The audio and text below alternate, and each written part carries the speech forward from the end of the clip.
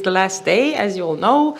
And we have a program for today which is a bit different in the second part of the day, but the first part of the day will be, let's say, business as usual, meaning we are tackling a new theme, staying relevant by committing to sustainability and inclusion. And these are themes which Mathias will go in more into detail with and moderate the whole session.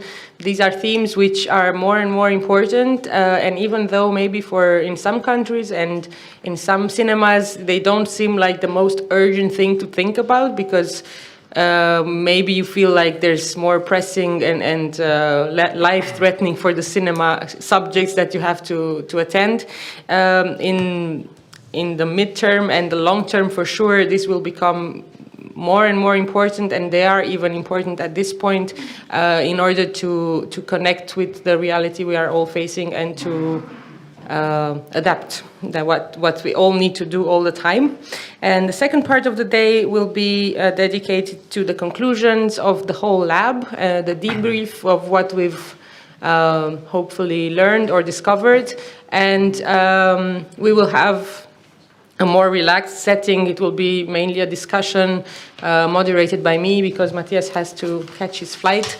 And we will try to figure out some conclusions and also some things we want to take back with us for our teams back home.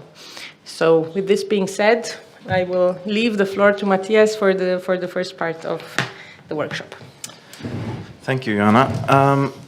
Yes, so we'll be talking. Oh, can I keep that, because I forgot mine. So, as Joanna said, staying relevant by committing to sustainability and inclusion is the theme of the day or the morning, so to speak. And I will begin by talking a little bit about the Europa Cinema's charters, as you see here. They were created last year and presented at the Paris conference in December of 22. And the reason that they were created is sort of a mix of two things. One thing was that the team noticed that a lot of cinemas were concerned with and had projects relating to gender balance and diversity and inclusion, and also green and sustainability and greening issues. And there wasn't really a forum for any of these initiatives. These things are also prioritized by the European Commission and the media program. So it made sense to gather all these examples and those experiences already in the network and try to make something tangible out of it. So it was decided that a document should be, two documents should be realized. And the way it was done is that Europa Cinema's network members from different parts and regions and countries with various types of cinemas and various local contexts and realities gathered in Zoom meetings a lot of times. Maybe someone in this room, I can't remember now, were part of these. But you see the people and the cinemas up on the screen right now. So all that was also moderated by Michael Gubbins, who you might know if you went to the conference in Paris last year. This resulted in some core principles and objectives, and the results were two charters outlining the core Europa Cinema's network principles and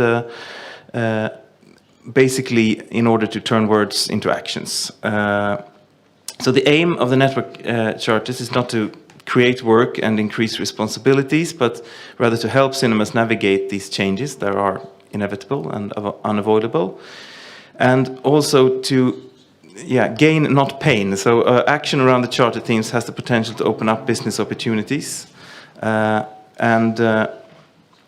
We also feel very strongly that this is about, staying relevant, as the headline is on the for today.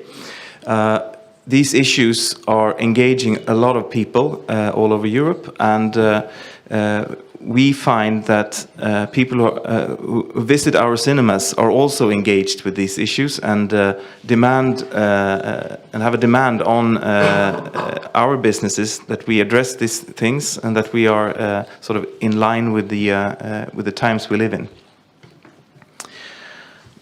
So, how to turn these principles into action?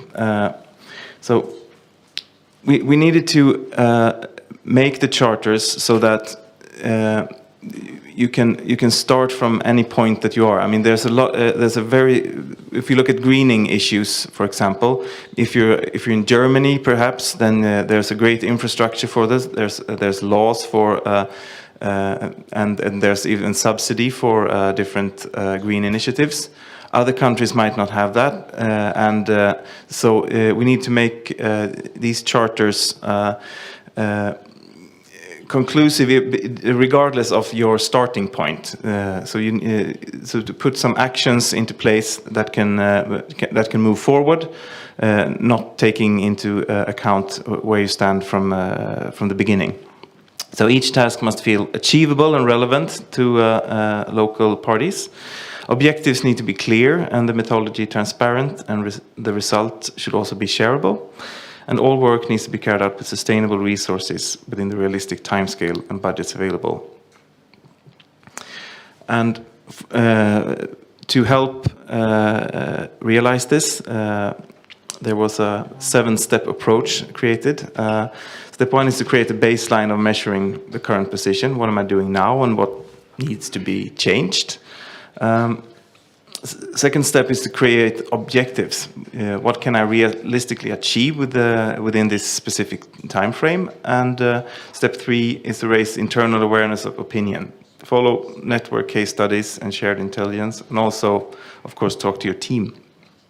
Step 4 is to create KPIs. Seems to be the word of this lab. So, in order to measure progress. Step 5 is to join Europa Cinema's network activities such as this, and find inspiration with talking to others, and then communicate this with the audience. This is the idea, and of course share the outcomes with the network through case studies and communication. And that's what we're going to do after this short introduction with some great examples from the room. There's more in the charters regarding the how to address this. Action blocks regarding diversity and gender balance. How can I improve content diversity? How can I improve my business diversity? And how can I improve my audience diversity? So these are the 3 action blocks. I won't go into detail anymore, but those 3 headlines are quite important to remember. And the environment and sustainability action blocks is: how can I become a more socially, environmentally sustainable business? How can I build a green program? And how can I move towards carbon neutrality? There's a lot of those examples around, and I'm sure we can share them later as well from the people who were involved in creating the charters. So basically, we're not trying to create something where you should just work on something that's not visible, that's not that feels just like more work without getting anything back. It's we really feel that this could be a part of your brand. If you're branding your cinema in these issues, I think we are more in line with the present day and age, and we'll have a better chance of becoming relevant in your different communities. And just want to ask you: is any of you here the one who signs the actual contract, the Europa Cinemas contract for you're one there? So you've read the charter, right? Usually, yeah. Yeah, good. Because the charters are now actually part of the the individual contracts that you all have to sign for your cinema. This is the first step. We don't know if in the future there might be like a diversity bonus or a greening bonus, just like there is with a young audience today. This is just speculation, but for now, the only thing that that the association demand of everyone is that you sign the contract and thereby ratify this, that this is something that needs to be kept top of mind, but there's nothing more to it at the moment. So this was just a short introduction, and later after the coffee break you will be able to do the last workshop of the day using the charters, and I think Adrian or Irene will then post a QR code so you can, or a link so you can download the whole charters. Since it's greening and sustainability, we thought it would be wise not to print the charters for the workshop, so you can download it digitally instead. But with that, I'm going to leave the floor and instead give it to Julia from Hagabion in Gothenburg, who will be talking about game event focusing on climate change. Thanks. So hello everyone. I'm very happy to be here, though it's a bit scary to hold a talk about climate change. You know, as a Swede, it is a bit strange to come here to talk to you about climate change. We Swedes are known as overly politically correct people who knows it all.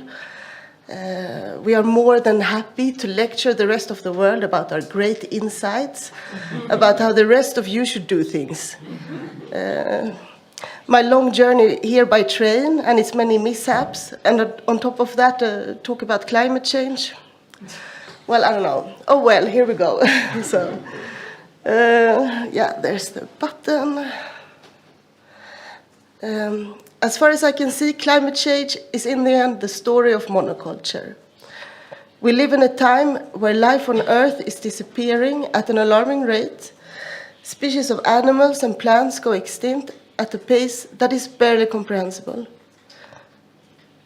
We see this process also in urban areas, where what is making most profit eliminates small business owners and individual expression. To buy a home in many larger cities are reserved for the few. So most of us can agree that the situation is dire, yet those in power fail to act as greed is God, and profit is the factor that overrules everything else.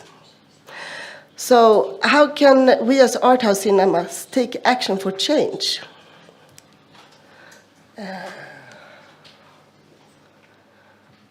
Maybe a way it is to share stories that implement a shift in our collective narrative, to share stories that tell how people are affected locally, to further comprehend the implications of climate change, create a framework to understand what is going on, and to tell stories that gives us hope.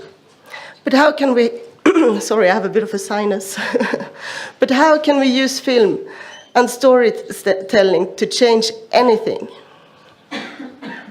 So, yeah. So, as a student of theology and the history of religion, I come to think of the Greek word for poet, where the poet not only writes poems, but laws, and is also the maker of things. Yeah, so the etymology of the word poet, it comes from the word poieo, to make. We get the word poet, poietes, a workman, the composer of a poem or music, or the author of a speech. Sorry. So maybe ancient Greek can give us a clue that imagination, our ability to tell stories, is the mother or maker of action and change. So I want to continue by giving you two examples of two films that could do this. So, oh yeah, oh sorry, I have to go back. And this is the film. I now feel very conscious with all these Spanish people. Alcaraz. Alcaraz. So on the way here, I went by train, as you all know by now, and I saw this field of solar panels. And, something, you think it's good, it's furthering technology, but yeah, it's also maybe something that in this case, maybe has uprooted a family and their way of life is wiped out due to a landowner wanting to make a bigger profit. And then I want to go on to the Swedish film, Historia, where through the eyes of artist, let's see here, Britta Marakatlaba, we see the brutal treatment of the Sami people. And it goes from the race biological institutes in Uppsala to today's mining industry. And the Sami people could help us increase our sensitivity to nature and realize the value of nature through their pantheistic view of it. A river or a forest might be something holy, not a resource to exploit. So, when fellow member at Hagabion, Folke Bolin, asked me to create an event on climate change, I said yes. There were challenges finding films as titles are limited, and we had to show new films. And I gave our project a rather grand name that looks like it has been lifted from a manifesto. Människa, mod, miljö och motstånd. People, climate, courage and resistance. I went for a sort of default mood font use in Rockwell. I think it's nice to keep it simple, no image, just rotating and outlining the letters to vectors. An image was created from the 4 M's. To turn letters into image, yeah, that's one of the things that I really like to do, and I also find visually appealing. Here is a picture of the poster. We had an event for 2 days and showed 4 films. Attendance was limited, but we had an event with a movie imprint from Mathias where the director attended, and that was quite well attended.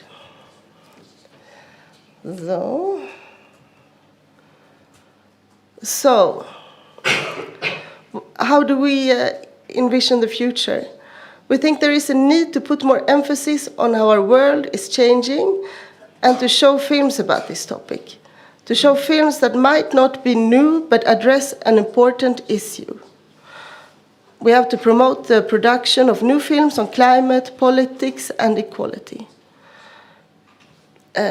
So maybe we could launch a network where we can support this case together. It could be called People, Climate, Courage, Resistance, maybe something else.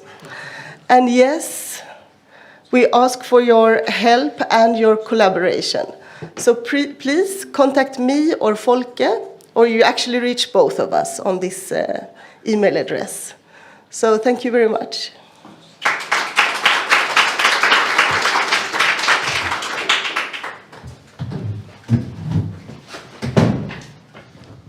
Thank you, Julia. We move on to our next presenter, who is Patricia from Cines Embajadores in Spain. Please. Bueno, vengo de Cines Embajadores y vamos a hablar de un proyecto que tenemos en mi cine en el que estamos midiendo las emisiones de... When we are measuring the carbon emissions. So we're going to start with a little bit of context, the setting of our cinema. It's a small cinema in a neighborhood that we opened during the pandemic in 2020. It's in the center of Madrid, but it's a location that is a little bit farther from the city center, and it has a lot of neighborhood life, right?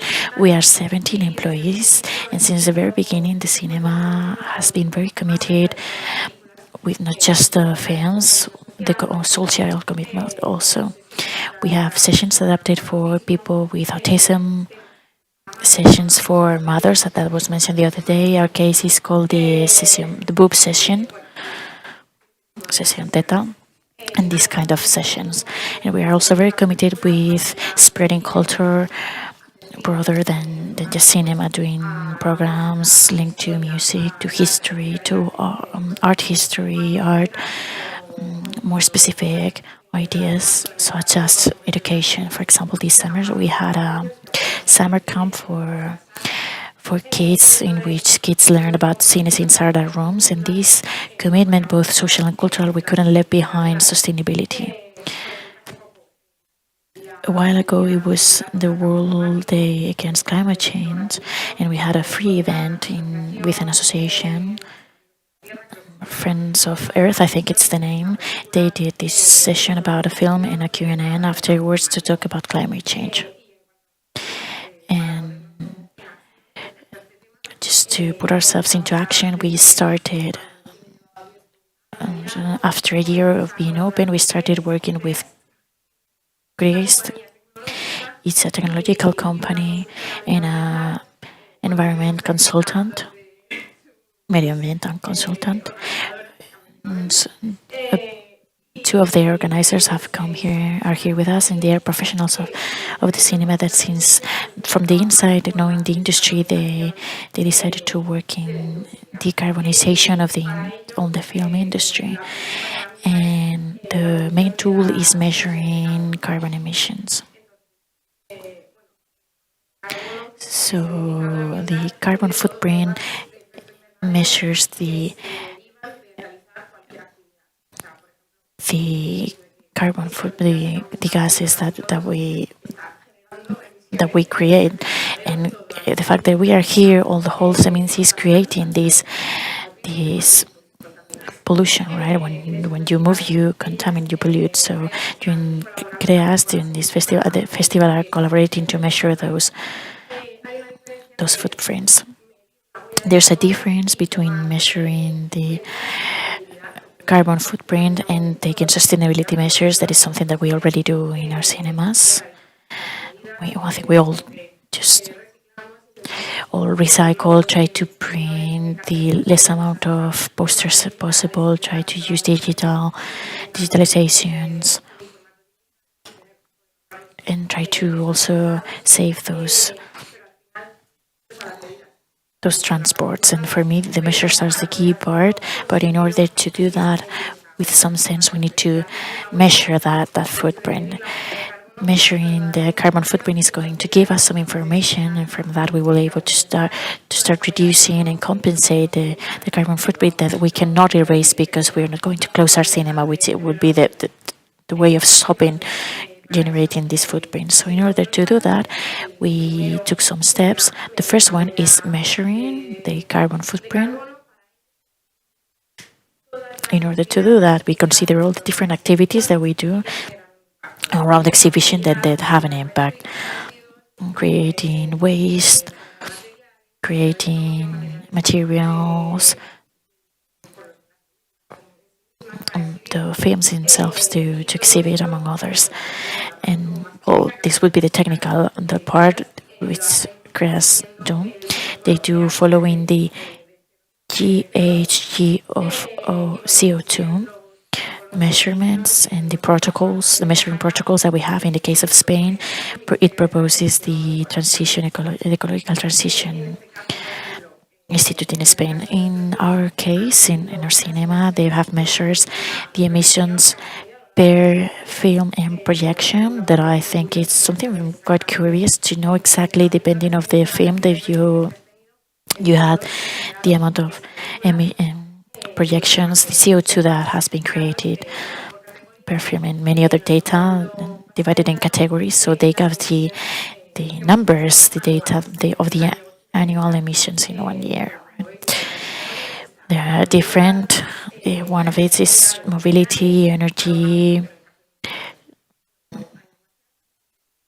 waste, catering, all the bar service that it was very interesting for me. The one that is the one that create most. I guess it has to do with all the waste it generates, with all the material, the popcorn, the drinks, all that it pollutes, and the consumerism of water, the consumption of water.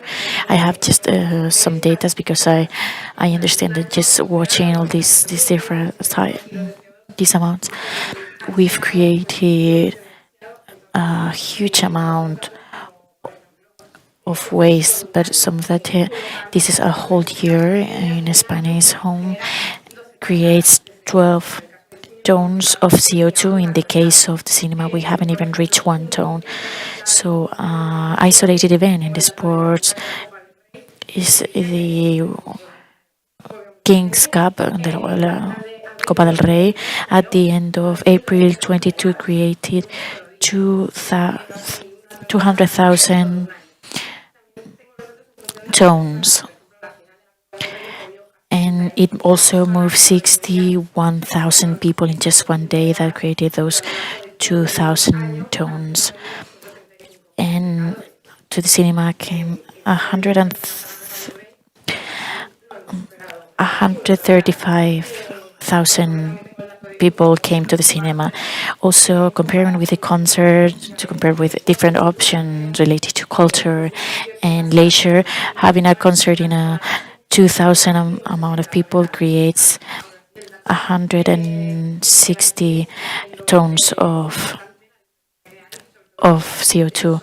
But still, the cinema has a very big amount of impact.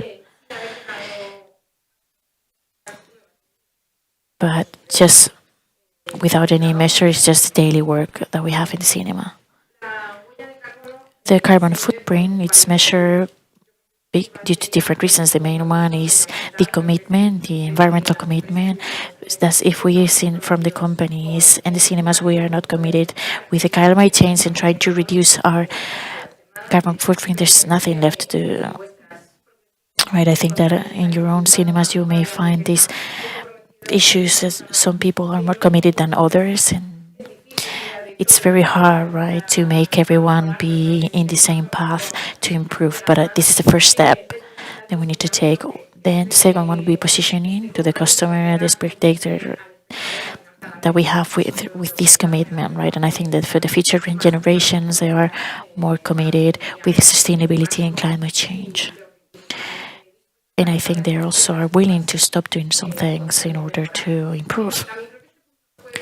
I think this point also can be a little bit dangerous because we may have these condition, oh, I'm so sustainable, but at the end of the day, never doing anything, this greenwashing that worries me, right? But we need to see in the long run. And the point that I think is the most important, the greatest amount of people is legislative regulation. They're going to make us consider and do all this. And maybe it's because we want to benefit from some subsidies or run from any punishment we may have from the government, right? After this step, we'll have step 2, but we haven't started with these next 2 steps, which be the second step, reduction that the cinema generates and compensating this footprint. In our case, we've been doing this for a year, and all this data, in case of Spain, have been sent to the Ministry of Ecological Transition, and you can receive subsidies, etc. And they also give you this amount of ideas so you can start reducing and compensating the footprint. Maybe some of you are already on any compensation program, for example, planting trees in a forest to compensate what you are generating, and all these kind of actions that I think is the key point.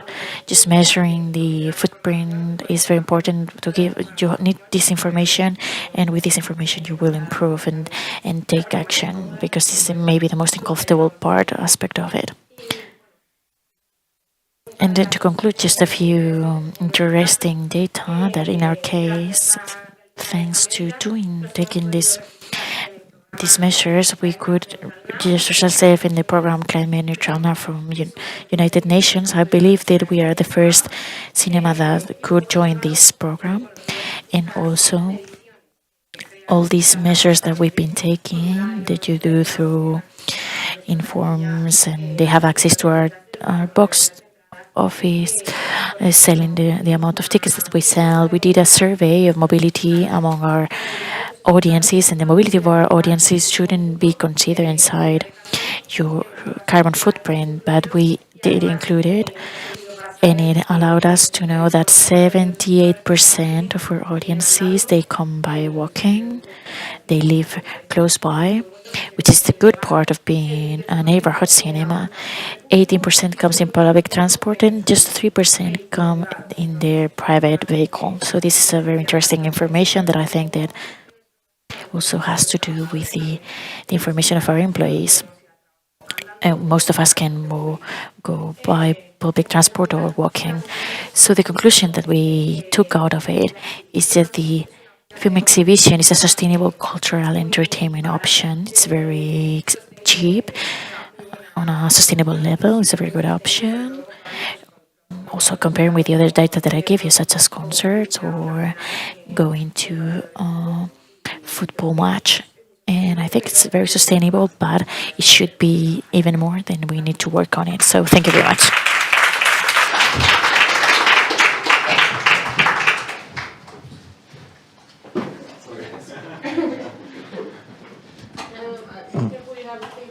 Okay, it's fine. Thank you so much. So two very different perspectives for the first presentations, and I think we're going to get another, even something else now from Tamara from Croatia, who will talk about cinema as an inclusive community center. Hello, I'm coming from Split, Croatia, and I have some specific problems and some specific ways of dealing with it. And for us, it was very important to deal with our problems, and I'm going to say a few words about it later, in a way that we trying to make our cinema as inclusive as it is possible. When sometimes we think of inclusion like something that is concerning only the physically impaired people or something like that, but really we are trying to include people who are physically excluded, also people who are socially excluded, and people who are excluded economically.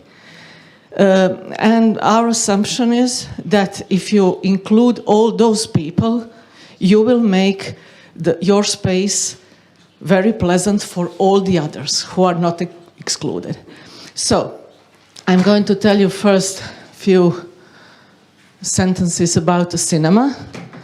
The cinema is almost 100 years old. The institution is almost 100 years old, and the cinema around 50 years. And it started as something called Kinoteca, showing only classic movies, and classics are today also the base of our program, but we are doing an art house program also.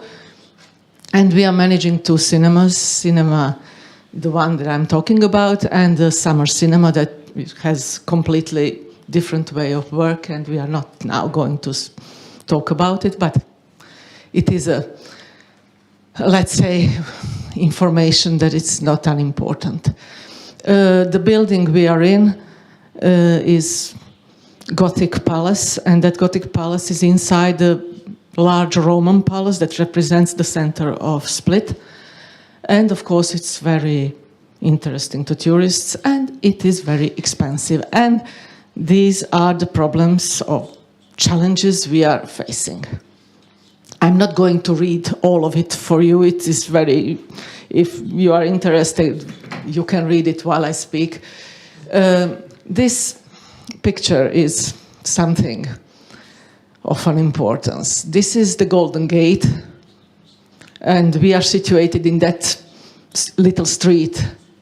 The Golden Gate is a main entrance into Roman Palace, and this is the citizen action, a sign closed outside season. And this is one of our problems. We have enormous crowds and very high prices in season and practically deserted city outside season. That means that most of the citizens are just don't come in the center of the city. Due to all those high rental prices, all the services and activities and things that are interesting to people are just disappeared. And those high profitable ones work for 5 or 6 months a year, and people are really not economically interested to be there, and after season it's just closed. So our cinema is one of the last places in an old city center that is really completely aimed to local population. And really it was probably the only place where locals still coming throughout the year, and for us it is very important to keep that, to make a community around the cinema.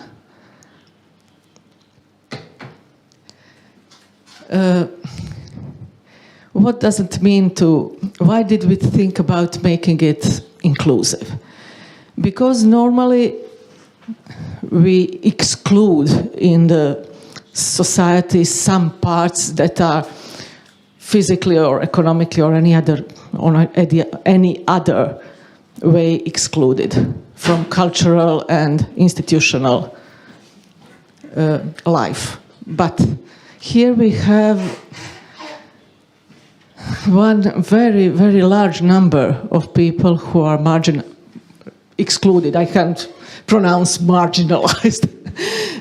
In this case, an entire population is excluded in its own city, especially the more vulnerable one, the children, the poor, the elderly, and the groups like the migrants or seasonal workers. We have loads of them. So I'm going to tell you something about the strategies we use to make them all come into our cinema, to feel welcomed, and to be the part of our city and part of our cultural design. One thing that is very important in these strategies is the fact that we are not just a cinema. We have classrooms, we have several professors working on all lifelong education, and also we have a small gallery and bar and things like that, that you really can make a little event around things.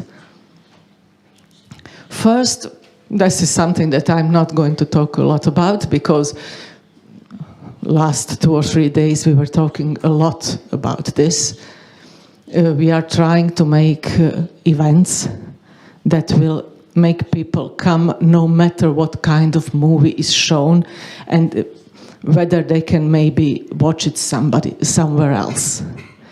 Of course, it's a great impact on media visibility, and we have clearer structure and all those things we were talking about for the last 2 days.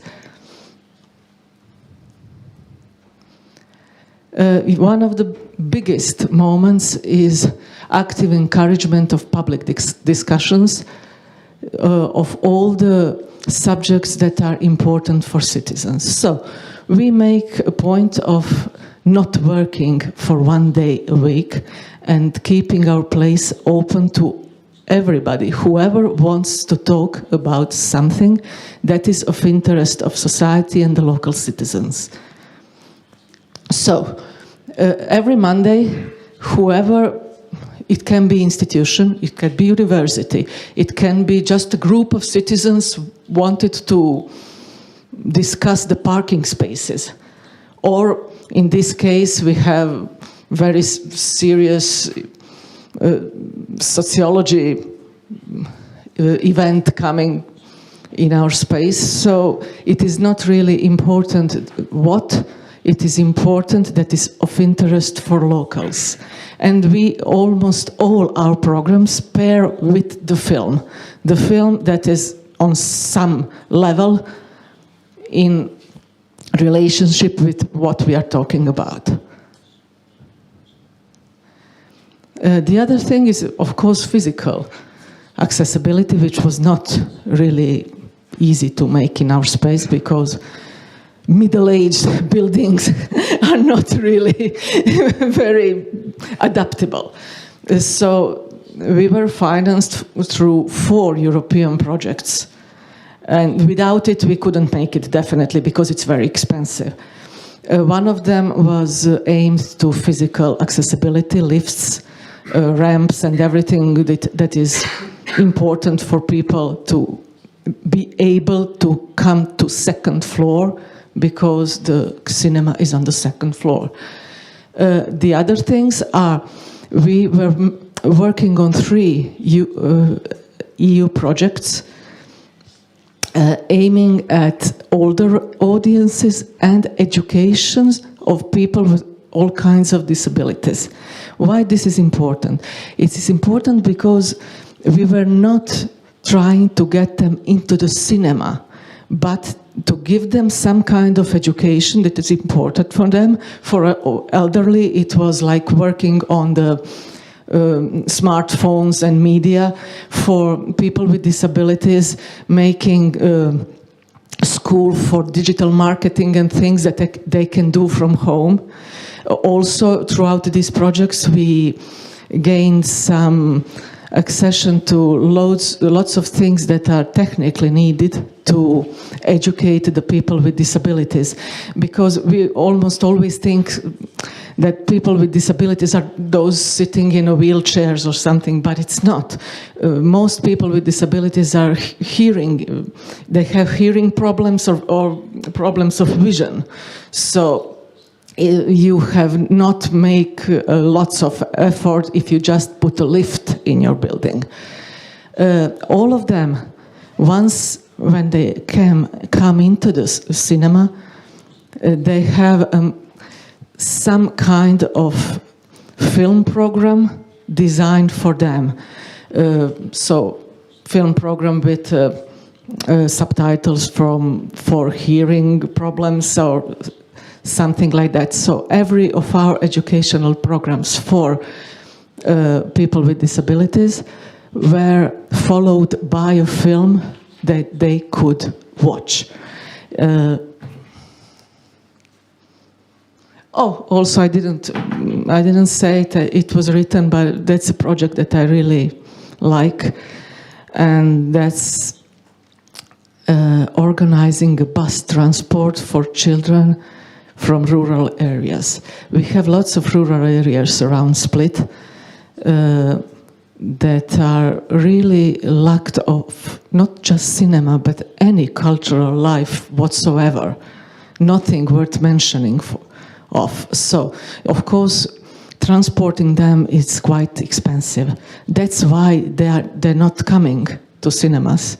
There are rather poor people, and organizing bus transport for schools is quite expensive.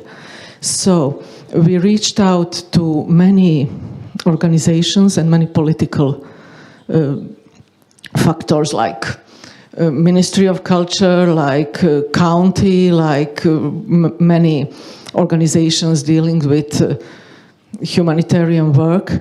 And every year we have some,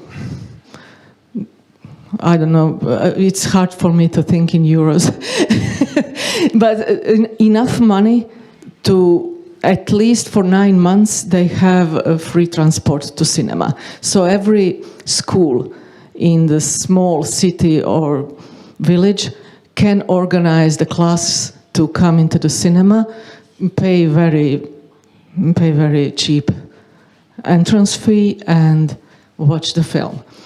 Of course, then, integration of foreign citizens. Well, more and more people from all over the world comes to live in our town. There are many of them come for pleasure or for work, but also there are many migrants and many people coming for low paid work and work that nobody really wants to do. So we also make lots of educational work for them. First, we teach them Croatian. It's very important for them if they want to find work, if they want to integrate in the society for months or for life. It's not important. We organized free lectures of Croatian for them, and they really get some sort of degree in the end. For this moment, we have more than 200 citizens of Ukraine learning Croatian in our cinema, because for them we really need a cinema space. And with them, we worked on a festival of Ukrainian film. They were, let's say, curators for us. Of course, we did it in collaboration with embassy. They didn't bring a film with them, but that's something that is important for them as a future public in our cinema. They were integrated in the cultural work, not just like you are here to learn some words and go away.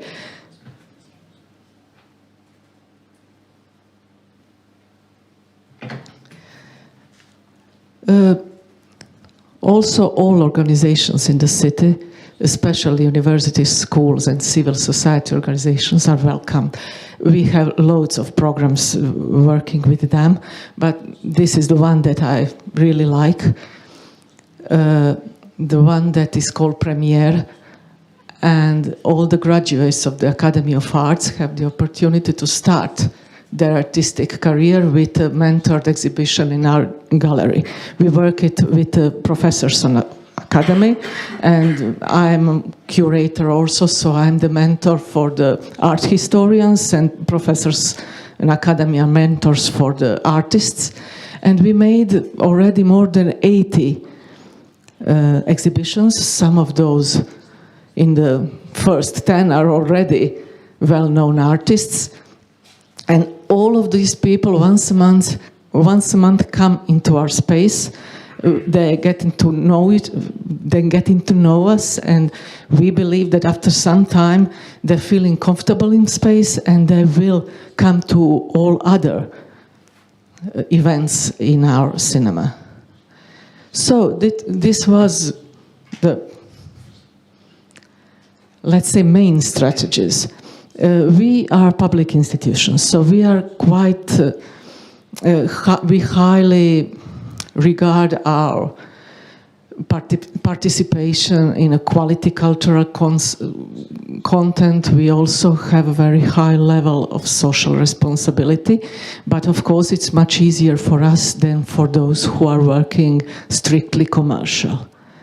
So I believe that we really have to do it, because if we are public institution, that is our work. That is why some city or some state give us some money to do things like that.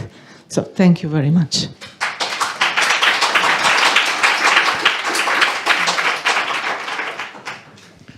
Thank you, Tamara. Very impressive indeed. And we will return to you and to the rest of the speakers at the end of this session. So the last, we go now into the surgery slot. And we have Neža from Mestni Domžale in Slovenia. You want to stand here? Yeah.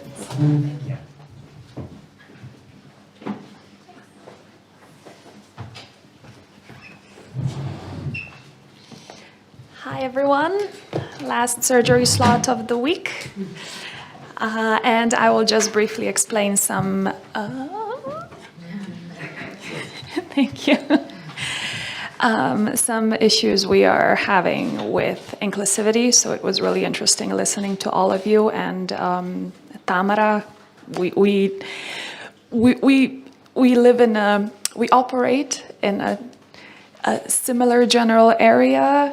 I'm from Slovenia, she's from Croatia, and hopefully we will be able to implement some of the things and projects she talked about. All right, so I represent Mestni Domžale. Huh? This is our beautiful building. It's really nice. It's really pretty.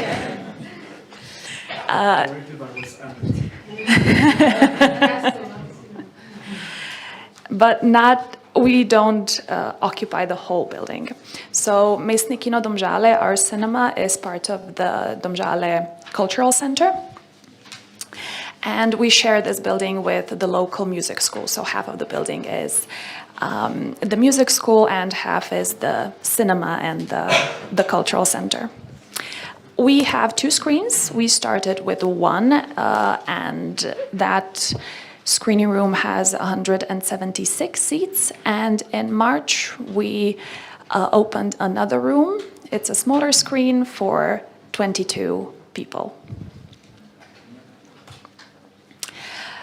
Okay, so the issues we are facing regarding inclusivity is, especially for the smaller screen, the lack of access for wheelchair users. You will see on the next slide the pictures from our Kino Club, and it's impossible to install. Maybe I can just show you like this. It's impossible to install either a ramp or an elevator because the entrance is on the first photo on the back, and those are very narrow winding steps. So unfortunately, we can't provide access for wheelchair users. Now, another issue we are facing is the lack of an audio induction loop system and other financing and infrastructural issues that I think everyone who works in an older and a culturally protected building can relate to.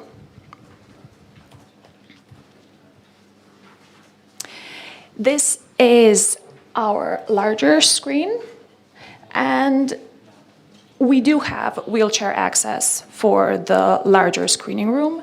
This is the ramp from the outside, a special designated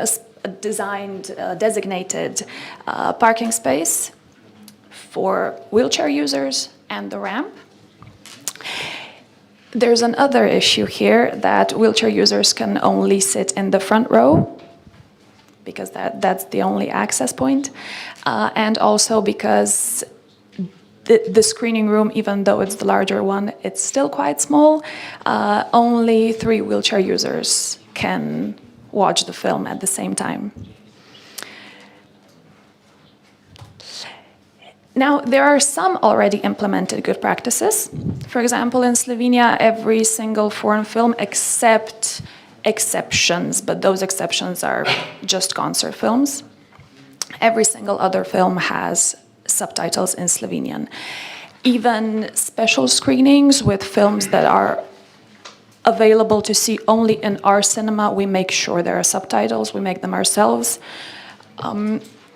So that is something we offer, and it's available, and the subtitles are the norm in Slovenia.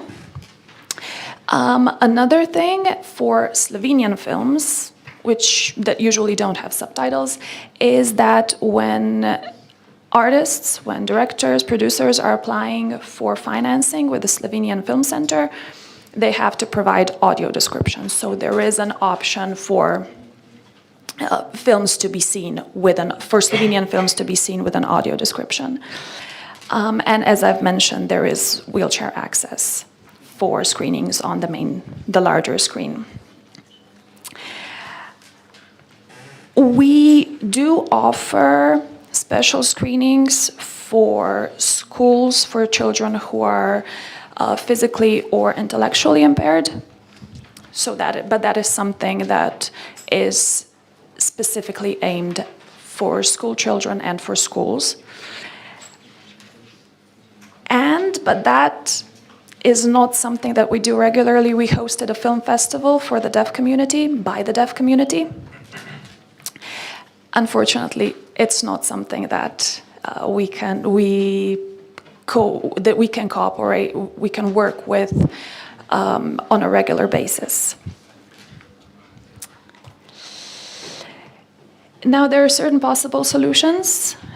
Complete renovation is one of them, but that is extremely difficult and expensive, and we would have to field so many issues regarding conservation of historic buildings.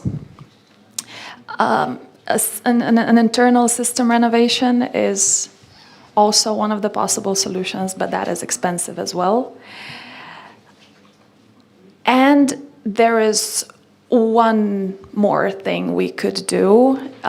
We could have special screenings with audio or live description. Unfortunately, we've tried that in the past, and apart from that festival, by the deaf people, for the deaf people, there has been no interest. But maybe that is something we should try harder to either promote or maybe garner more interest and make something new that would bring more people in the future. Thank you very much. Okay, so we're going to go into a debrief now of the surgery slots and of the presentations.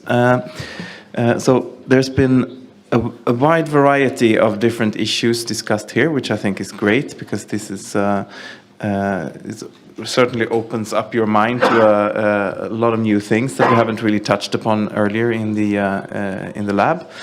And I would start with you, Neža. What's your where do you feel that you have that you're wanting the most? Where are you lacking the most?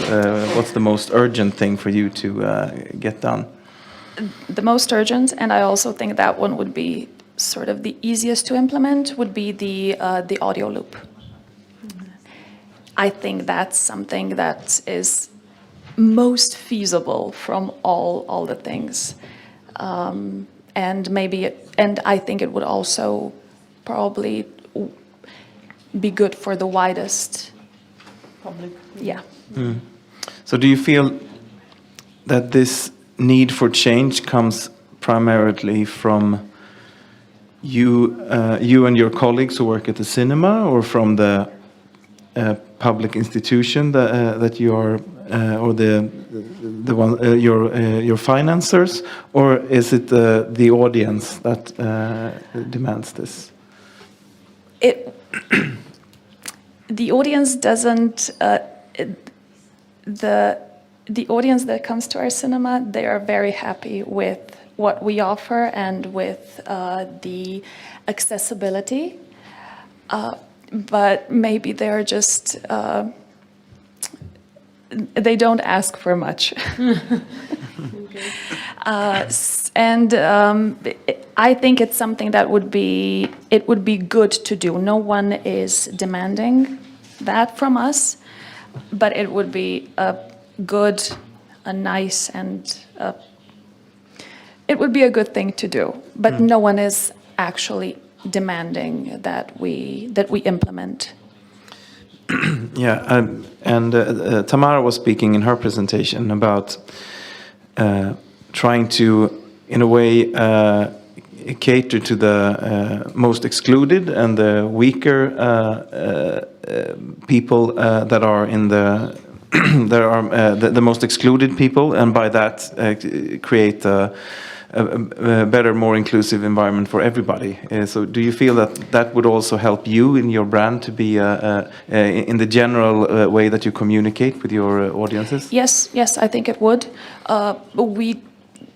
We do offer discounts for marginalized groups and and completely subsidized screenings and shows for children and for those who really wouldn't be able to visit the cinema. But yes, as I was listening to Tamara, I think a lot of her projects would be something that it would be good for us to implement, and it would be good for the whole community. Yes. So I think I can see two main things going on here in the presentations. One is the wish to build your brand towards to project yourself as an inclusive place that's open for all, and there's also in some cases a very, very strong social commitment on a personal level and on an organizational level. So I would like to ask our first speaker, Julia, to maybe talk a little bit, just to describe your cinema a little bit, because I know, because I'm from Sweden, I also know you, and I know that you are quite a revolutionary and a strong advocate for different political and social issues. So maybe if you can just tell us a little bit more about how Hagabion works in. Yeah, so Hagabion is. We do have some employees, I think about 5-6 employees, but it is a member-driven cinema. There is a board of 5-6 people who decides what's going to happen. The board also sits for 4 years, so nobody gets too comfortable. We change all the time to have fresh ideas and new input. And what is nice is that members can suggest events and projects that the cinema implements. Of course, there is a bit of a conflict with the regular programming. There are so many nice films to show. So, I mean, we would like to be able to do so much more. Yeah, I think, does that answer your question? Or? I don't know what else to say, really. Thank you, Julia. What I'm getting at is that I know that there's a lot of people that work in your cinema has a very strong social and political commitment, and that's sort of one of the driving forces behind the cinema to run a cinema and do culture, but at the same time create strive for what you feel is a better world in a way, and I just wanted to hear from you. I think, for example, Folke, who I talked about in my presentation, he's a very nice example of this. He has worked in the forest industry all his life, and also he's a scholar. And now at an older age, he is, I think he's almost over 75 at least, and he's out on the streets and getting arrested, doing protests, and really trying to use his knowledge to get a change in how the government perceives forests and things like that. So there are a lot of people who are very engaged in different issues. What's also really nice is on the top floor of our house, we have all these different organizations that I really wish we could collaborate with more, like fringe movements like Women's Liberation in Iran. There are a very strong group. Also Film Invest is, a few filmmakers anyway are sitting, or the syndicalists. So maybe we don't share all ideas, but I think that would be a very big opportunity we could use to expand our work. I wanted to, because from Tamara's presentation at the very end, and I completely share that mindset, being a public cinema as well, in the ones I'm coordinating. When you have public money, when you are a public institution, you are, and it's rightfully so, expected to do more in terms of inclusivity and in terms of catering to the ones who are not so able to come or not financially able to come and so on. And I think this is, I mean, I completely share this. Neža, you say? Neža, yeah. Right, sorry. You are obviously in the Domžale Cultural Center. I guess you're also public. Are you fully public? Are you fully subsidized? Or do you have to apply for funds? How does it, I mean, I'm trying to gather to which extent you share the same situation as Tamara and as us, for example? Or is it more of, as Mathias underlined, and as Julia's case is, I guess, more of a team-driven effort because you have these ideals and you share these values and you want to make it happen? Or is it something that you feel you are, it's your duty because you're a public? I don't have the feeling that we should do something because someone else demands that from us. It comes from the team. Because yes, we are, I think over 70% of our funds come from the local municipality or public funds. And then Ministry of Culture, the Slovenian Film Center, so it's over 70%. And the rest is Tickets. Exactly, yeah. Okay.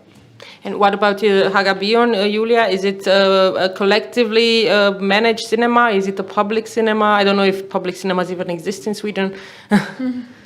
No, it's we only have one big player in cinemas and then also a few small cinemas. And Hagabion, it is part of Folkets Bio, a collection of cinemas. And we show their films that they distribute, quite a few of them, but then we also choose some programming of our own. But our money comes from the city of Gothenburg, but also the Swedish government. So without subsidies, we would not be able to exist. But you're a private, So you're a private non-profit, but you get subsidies from the city. Yeah, exactly. So, because it's important that there are more voices showing cinemas. Yeah. Exactly. So I would like to ask Patricia again, because I see that you were right in the middle of this different steps that you were talking about in your presentation. So I would like to know, have you communicated any of this with your audiences yet, or are you just in the gathering of information stage, or is it being communicated with the audience in any way? And if that, can you tell me a little bit about the reactions that you have received? Yeah. Gracias, ¿podríais decirme cómo lo habéis hecho? Si nuestro público sabe que estamos colaborando con CREST. With all the information about this program, but we have to do more now. Yes. And I say a round number because I say with the nerves, I say 1 ton per year, and it's 100 tons per year, our theater. But it's still impressive, the comparison with, for example, that live music event that is 160 tons per day, just one concert. Yeah, I really like the thing that you said about film exhibition is a sustainable culture and entertainment option. That's a great tagline, actually. It's really if you're talking about building a brand on those issues, that's really something that you could communicate to your audience if they are engaged in these. But things. it depends of the kind of theater, I think, because like a big theater, like in a mall, it's not the same that this kind of cinema. Of course, but I mean, and also, like everything we've talked about this week, you have to do the job before you can communicate something like that. So, yeah. Thank you. Thank you. Patricia, you mentioned that you sent the results, if I understood correctly, to the environmental ministry in Spain. Is it to inform them about this, or are you hoping that maybe this will start a conversation about subsidizing the programs for cinemas to become greener? Did I understand you correctly that this is something that is not yet done, but you're hoping that it will exist in the future to get some state money to become greener? Yeah, I don't know that much about that because they are who do that bureaucracy steps. But for now, it's we have to send, or they have to send these informs to the Ministerio, and then I don't know what is the next step. Maybe they could. You can speak in Spanish. It's perfectly fine. Everybody has headsets. Voy a contarlo en castellano, ¿vale? Sí. One is then I'll keep it short because I don't want to get into too much into details and speak a lot about sustainability, but the next step we are taking print. The protocol we are following is registering this footprint in the Spanish Ministry of Ecological Transition, and once we have done this, the next step is to develop a footprint reduction plan, and once we have this plan, we'll start implementing it, and we'll keep on measuring the footprint. The third step that we can take already now or maybe later is the offset of this carbon footprint. But first we have to measure the footprint, then try to make it smaller. Obviously, the total reduction of the footprint is impossible, but with those aspects that which we cannot reduce its footprint, we have to compensate them. Is something that the Spanish Green Transition Ministry is doing for all cinemas? So is this a national policy that the Spanish government tries to implement in all cinemas? Or are you kind of a pilot cinema that went to them with these results, with these measurements, and you're trying to now pave the way for a national strategy? A ver, So the footprint protocol is for the society in general, for the companies in Spain, not only cinema ones.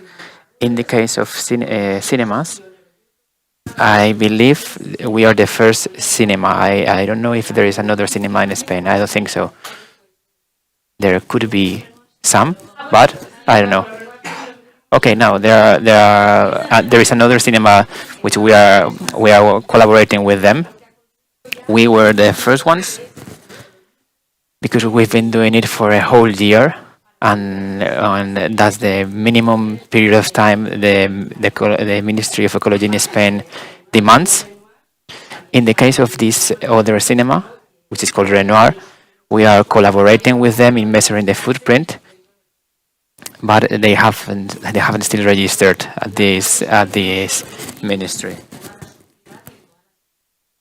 So, but this is not a policy. Is it mandatory for the moment? I guess it's not mandatory. You don't have to do it. The law doesn't impose it.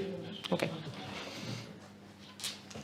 no, todavía no es obligatorio. No, it's not compulsory yet. As far as we know, because we only work at the audiovisual sector, I'm not sure if in other sectors, in other industries, it may be compulsory, but it's not the case for cinemas. I was trying, and I think it's very useful for all of us to get all this information, because there was somebody who made the point, I'm not sure who exactly from the speakers, that I think it was Patricia, that the main driving force behind this should be the legislation, because no matter how much the team is engaged, this will vary from team to team. The priorities will vary. The means you have to do it, to do green exploitation, let's say, and to do sustainable and inclusive exploitation of cinema will vary. But if there's legislative change that not only pushes this but also supports it, because it has to come from both ways, then maybe things can move on a bit faster. The part of Europe I'm coming from is for the moment not really, let's say, in pace with this. These are concerns which are not taken very seriously for the moment, at least in Eastern Europe, as far as I know. In the green part, I mean. The inclusion part, that is more mainstreamed, let's say.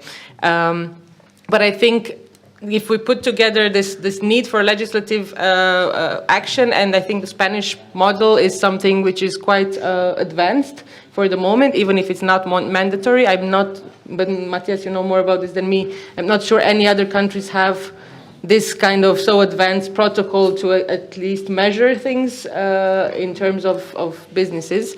And then if you put on top of this the what we said with Tamara and also with Neža about how public money and public funded cinemas should have a stronger obligation towards inclusion and towards being sustainable in terms of who from the community comes and profits from the programs, I think then we can actually have a good overview of what the next steps could be. And this doesn't leave out, obviously, the private cinemas. Those have just as much responsibility, but I think the means have to come with it. So if there's some programs you can access, if there's some money, some extra money you can access to do this, then it becomes more feasible. If it's just you that have to find money in from the tickets to do the extra parts, and some of them are very expensive, as you have said, with renovations and so on, then of course this will always be an obstacle. Yeah, absolutely. And I think we've touched upon a lot of the issues that were on the table today. The one that we might not have touched upon is the one of gender balance. But that is in the charters, and that's also something that you could work on during the workshop if you want to.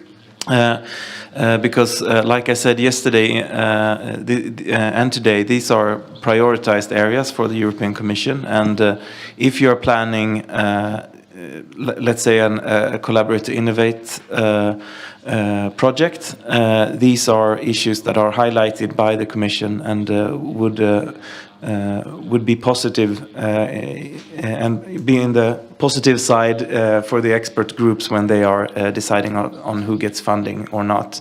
I would just like to just say something about Tamara as well, and ask you a question. To begin with, it's very, very impressive, and you should be on the short list to be the next Ministry of Culture in Croatia, I think. But if will I have?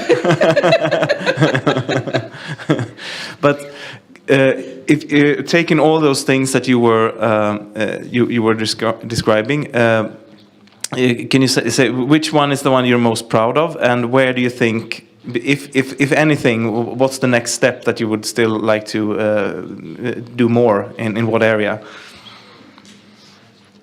Well, for the part of the proud of, that idea that we don't have to sell cinema, that we are going to, let's say, sell, but we don't sell it really, education, and then with every education we are doing, we are putting cinema in it. So we have 3 projects that are going through EU funds for social integration and blah, blah, blah. But every one of them had one part dedicated to film. And all those people have become a cinema audience. So that is quite a success, because maybe some of them would never come into the cinema if it was only cinema. We have some kind of elementary school education that is very important part of our business, but I'm not going about it here because it's completely different.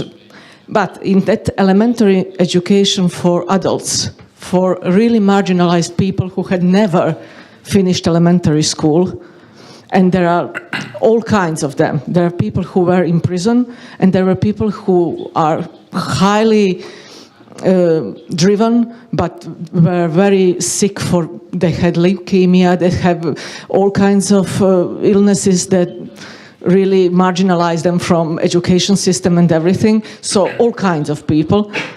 And we are taking them after classes, we are taking them to cinema and show them the film and ask them what do they think about it. Some of them are completely amazed. They have never been into cinema before. It was great. Another one said, it would be better for me to work on my potatoes today than lose 2 hours on this. Yes. But every person is different, and for every person you have to find some effort to get her into cinema, and maybe of 6 of them, maybe 1 will become cinema audience. And for the next steps, there are many, many things that we can do more. Maybe all of these things I said, they are in the beginning.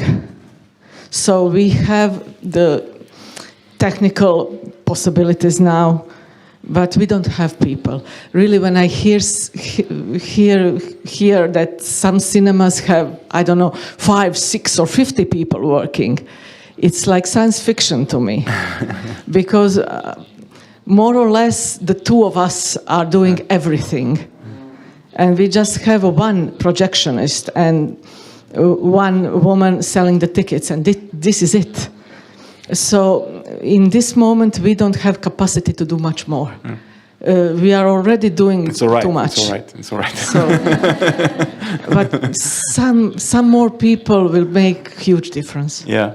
No, fantastic and interesting audience development scheme. They're just dragging people from the potato fields. That's great. So it takes. We are driving them to finish the school, but really watch some films too. Yeah, fantastic.